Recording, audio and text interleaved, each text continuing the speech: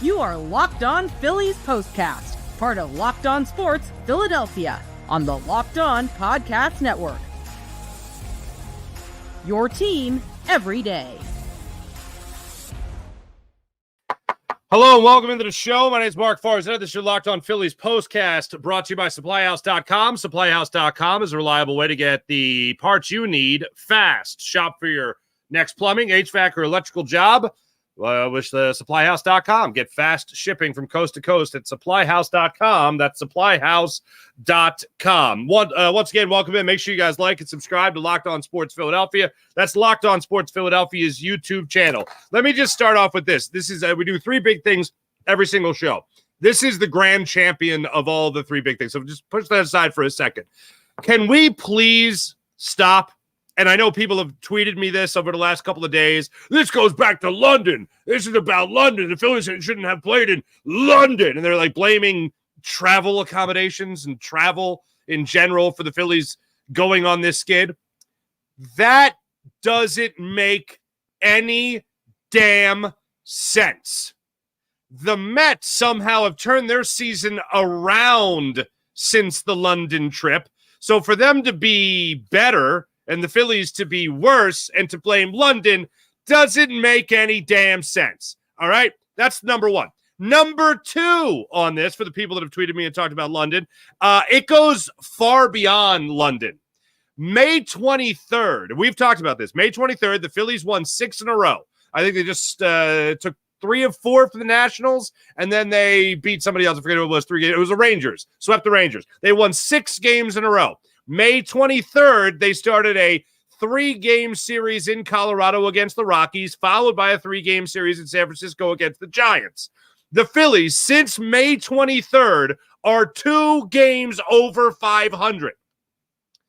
Since May 23rd, they are 2 games over 500. So no, it's not London, and no, it is not some blip on the radar that, oh my, all of a sudden the Phillies have been playing bad. No, this has been going on for a while. Now, has it been this bad for a while in terms of winning 3 games of their last 12? Not necessarily, but it's been pretty bad. Have they lost 4 consecutive series at this point in the season? No, it hasn't been this bad, but I'm talking about going all the way back to May 26th. May 24th. You time it to that, and this Phillies team in total is 2 games over 500. Not great.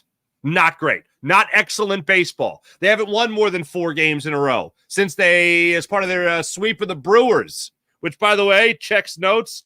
Going back to that series against the Brewers, you got to look at June 3rd through the 8th. And they haven't won 4 in a row since then. They swept Milwaukee, and then they won the first game against the Mets in London. Now, since that London series, they're actually under 500 by a game. But them playing elite, best team in baseball kind of play, it's been since May 24th. So it's been a little bit longer than London. Now, since the All-Star break, and this is where we'll get into 3 big things. Okay, here, number 1. All right. Zack Wheeler went out there against the Baltimore Orioles and sucked. Not great. Possible World Series matchup. That is if the Phillies make it to a World Series. Okay, I know I said pretty confidently yesterday. Like, I still think this team will make a World Series. Not so much now. Then I look at this team facing the New York Yankees, and you have an opportunity here against another struggling team. Granted, as I pointed out yesterday, the Yankees, unlike the Phillies, were actually able to get a series win. Their first one in a while. Good job, Yankees. So now the Phillies are trying to get that series win under their belt and try to get off the schneid as well. So you have Zack Wheeler going on the hill. Your best available pitcher right now, by far. I love Tyler Phillips and all, but in terms of proven track record, Zack Wheeler. So Zack Wheeler gets the ball tonight, and he gets shelled. Shelled. I was laughing. Aaron Judge hit the home run in the first inning off of Zack Wheeler, and he hit a bomb of a shot. I was shocked. I think it was only went down at 406 feet on a hanging slider. I thought that was going to go into the upper deck. It did not in left field, right? But he blasted it, and that was the first home run of the game. It was the first run of the game, 1-0 in favor of the Yankees. Then in the second inning, he gets Stanton to ground out to second base.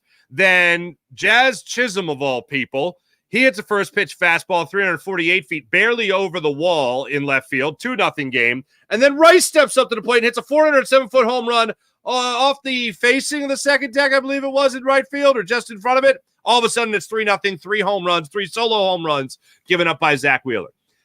If Bryce Harper isn't going to hit, if Trey Turner isn't going to hit, if JT Realmuto is still struggling to find his way back and find his rhythm since coming back from the injury, you need lights-out pitching. Lights-out pitching. And one of the guys I have a lot of confidence in going out there and actually providing that lights-out pitching to you, or for you, is Zack Wheeler. Against the Orioles, shellacked for 8 runs. Against the Yankees, 7 runs, 7 hits, 3 solo home runs and checks over here. 103 pitches in 5 innings of work. Not great. Less than ideal. So you mean to tell me that this Phillies team is all of a sudden going to find that groove? Hey, look, we've watched this team enough, and the confidence I have of still them winning the division, and the confidence I have is still them making the playoffs, obviously. Let's not get crazy. I know that things like this happen, but when you haven't played elite baseball since May, yeah, that's concerning. Yeah, that's not just some blip on the radar, or this stuff happened. Yeah, for this long? Hey, put it to you like this. I did go back because I know on the broadcast tonight they were talking about the 0-1 Seattle Mariners that won 116 games, and good for them. Their longest losing streak was 4 in a row, and the Phillies haven't lost 4 in a row yet this season. So hey, at least they haven't done that. But Zack Wheeler, I was really hoping would get the Phillies started off on the right foot today. And I was also hoping the lineup, other than Brandon Marsh, of all people, would help you find that groove as well. It didn't happen. Quite the opposite. It's another day where, again, we look at the meat of the order, and this brings me after Zack Wheeler to number 2 on 3 big things. This brings me to the middle of that lineup because, again, you struggle. In this particular one, Kyle Schwarber was able to work 3 walks. All right, you get on base. Good job by you. Trey Turner, 0 for 4. Trey Turner in the first inning. Let me set the scene. Trey Turner in the first inning of this game tonight. This was bonkers.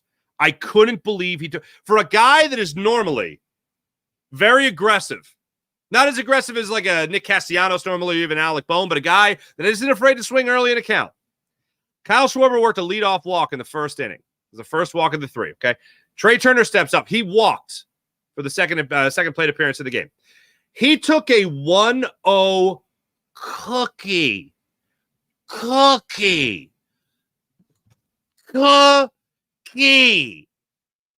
Inner half of the plate, a ball that we have seen Trey Turner whip the barrel of the bat around and just send that ball on a journey that which it will tell tales to future generations. And Trey Turner takes this pitch on the inner half of the plate. It was the type of pitch that with a left field's hand, I went gone. Like it just looked like it was it was right there. And he took it. I don't know if he caught him off guard. I don't know what happened, but he took the pitch. He ended up working the walks. So still, not the biggest thing in the world, but I just thought it was interesting that that's a pitch he puts over the wall by a mile. He didn't do it in this case. Instead, Trey Turner works. Trey Turner then grounded into the 6-4-3 double play. It was Schwarber worked the walk. Turner went up there and he grounded a 6-4-3 double play. Harper goes up there. He flies out to center field. That's it. Bing, bang, boom. Still down 1-0. We all know what happened in the second inning. I already told you with the 2 solo home runs for 3-0. And then the Phillies really couldn't get anything going. Another opportunity in the third inning for this offense to do something. Leadoff singles from Nick Castellanos and Bryson Stott to lead off the bottom half of the third inning. Hayes then struck out on a slider away. Schwarber worked a second walk of the game. Bases loaded, 1 out. Trey Turner squeezes out 1 run on what should have been an inning-ending double play, but they, for whatever reason, hesitated at second base. Run crosses the plate. Trey Turner reaches first. Harper goes up there.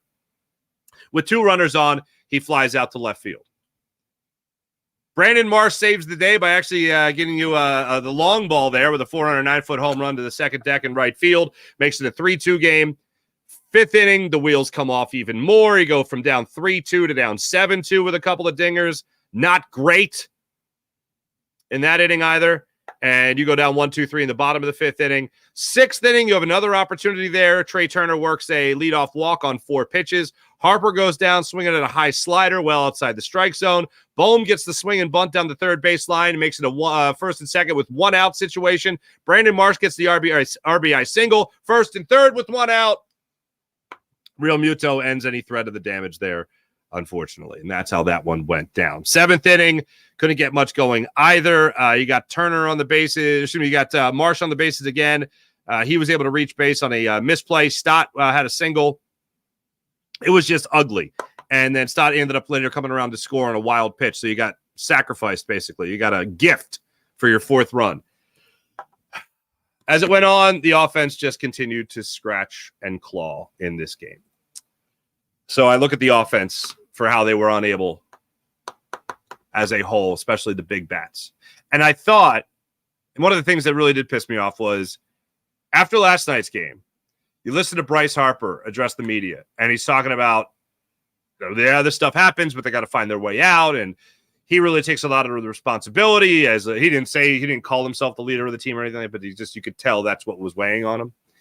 And to see him struggling the way he's been struggling, to see him throw the bat down yesterday, the way he threw the bat down, to hear him yell in obscenity the way he did yesterday, and then to see the frustrations even more so in tonight's game. And no resolve, just under pitches here and there. The fly out to center that he had in the first inning, again, just under it.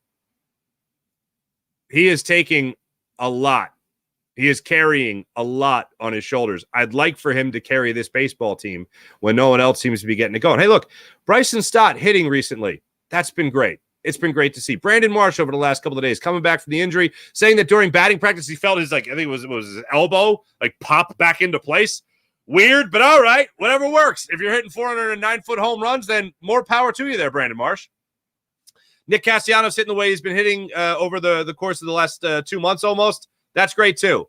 But if you're not getting Trey Turner hitting, if you're not getting Bryce Harper hitting, if Kyle Schwarber isn't hitting the Schwar bombs, and even though he hit 2 yesterday, nothing for you today. He drew the walks, which is great. He was a duck on the pond for this team. But if you don't have guys down in the order driving you in consistently, then you're going to make it all the harder for your starting pitchers. And if your starting pitchers aren't stepping up the way they were in the first half of the season, then just get used to this unfortunate new norm for the Phillies. It has been terrible. And I know you can look at over the last 2 months, the Braves haven't exactly caught up to the Phillies. The Phillies actually increase their lead over the Braves. But are the Braves really your benchmark right now? As I've been saying for quite some time, are the Braves really your benchmark?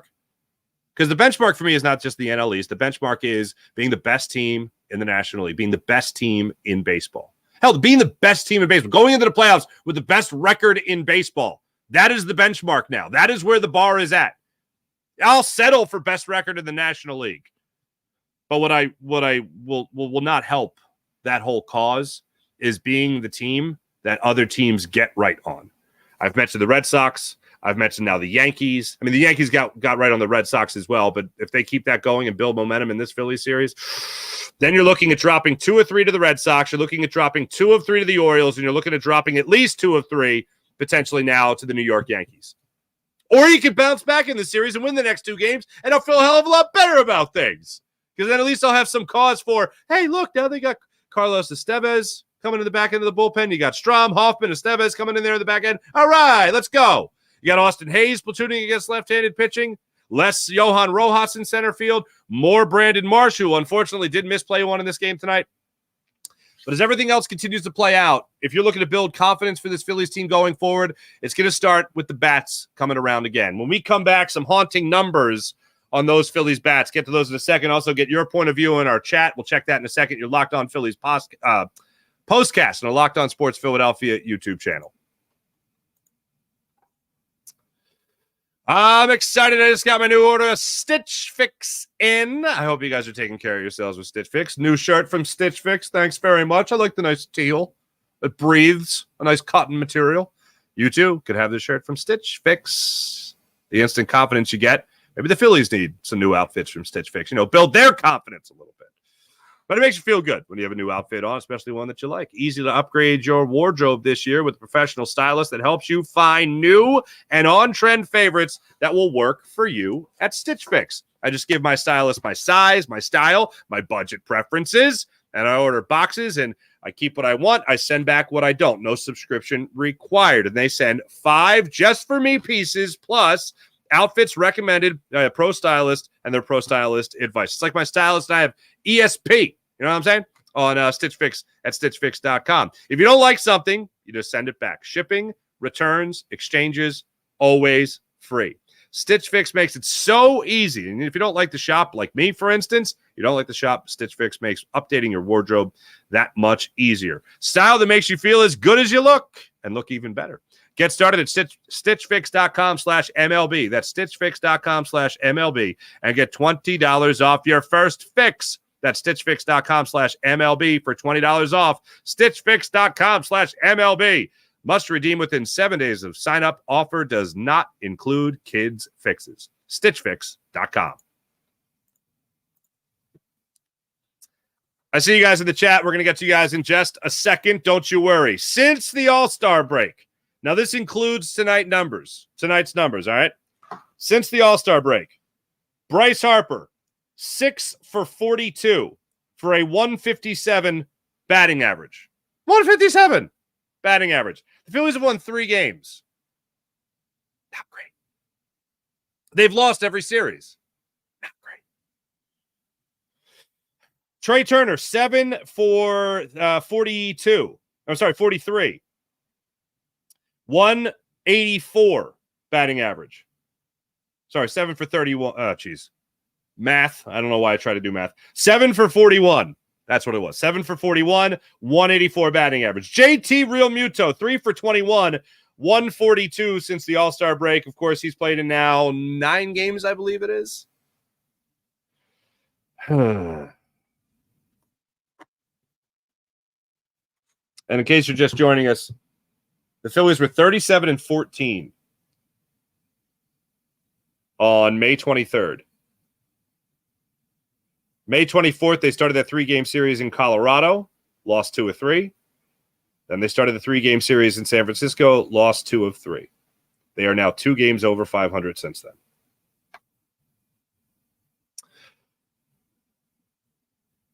then. It's not. All right, let's get to it. All right. Oh, John Marinelli, you were in there early. God bless you. 7-2, boys. This one's over in the 5th inning. Step up. We have a loser. Not you, John. The Phillies. The Phillies are the loser in that sardonic commentary. Beep-o bop. Let's look at that 5th inning again. Do we have to? Yes, because if I keep doing somebody told me a long time ago that if you have a song stuck in your head, you should just listen to that song over and over and over again. Then you wear it out. And I got to be honest with you, it actually works most times. Most times. So I find that if I look at the box score and my own play-by-play notes enough times, it'll help me sleep later. It'll help me sleep better. So that's good. But let's look at that 5th inning. Okay, 5th inning. This is interesting. Yep, Phillies were terrible. Just like every other. Oh my God, look at this. What a trend. The Phillies were terrible in all these. Can I give you my one irrational? This is my one irrational thing I'm going to do before I go on with the rest of the chat check here. 5th inning, by the way, was the Soto 2-run double. 3-2 count, lost him. 8-pitch at bat, he won it, hitting that curveball.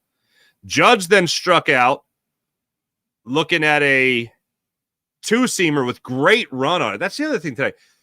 Wheeler's, the run on his 2-seamer was beautiful. He hung a couple sliders that did not stay in the yard, unfortunately. Wells had the 2-run triple off the wall. That was the misplay by Marsh in center. And then they got Stanton to pop out to Stott at second. But by the end of that inning, it was 7-2. Anyway. Sir Sketchable. All right, you have my attention already with everyone relax. Everyone relax. It's not like a Phillies sports team would just have the best record in the league and then play a bunch of good teams in a row and completely fall apart. I see what you did there. I see what you did there. I see what you did there. John Marinelli, does every Yankee have a home run now? It certainly felt like it. Hold on.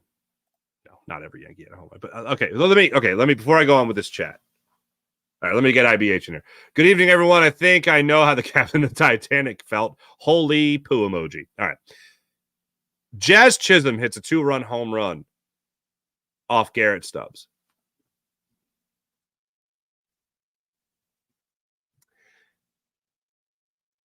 I don't like Jazz Chisholm. I have not liked him for a very long time.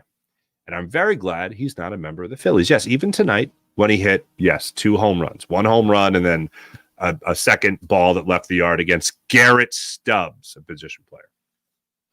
Now, for reference, if you remember last year, Johan Rojas hit a home run off Luplow, I believe it was, a position player pitching.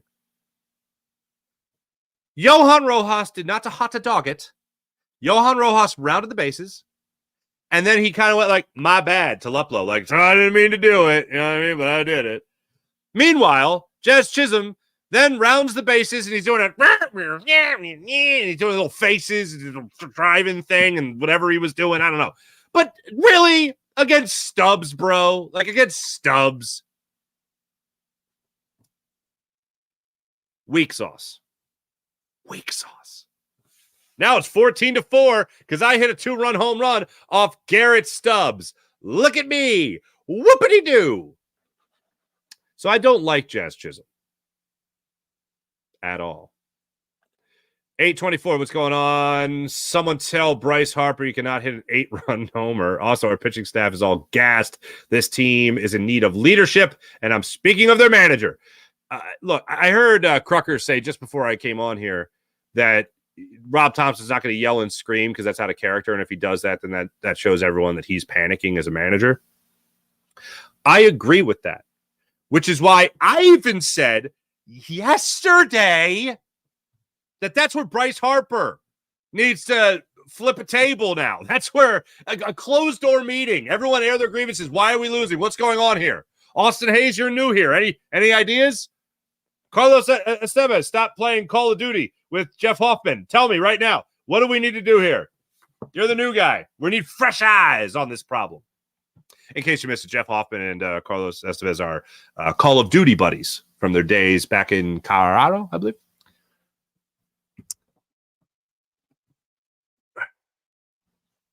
This team needs a hell of a lot more than Call of Duty and a flip table. Sir Sketchable, let Stubbs pitch every ninth until morale improves. My thought was this. You know what? Let's save Stubbs' arm and just have Jose Alvarado pitch the ninth. You know what I'm saying? In games like this? Because they're probably going to need Stubbs more anyway. Save the arm. Put Alvarado out there. I hope they have a position player pitch the ninth. Oh, you got your wish, John.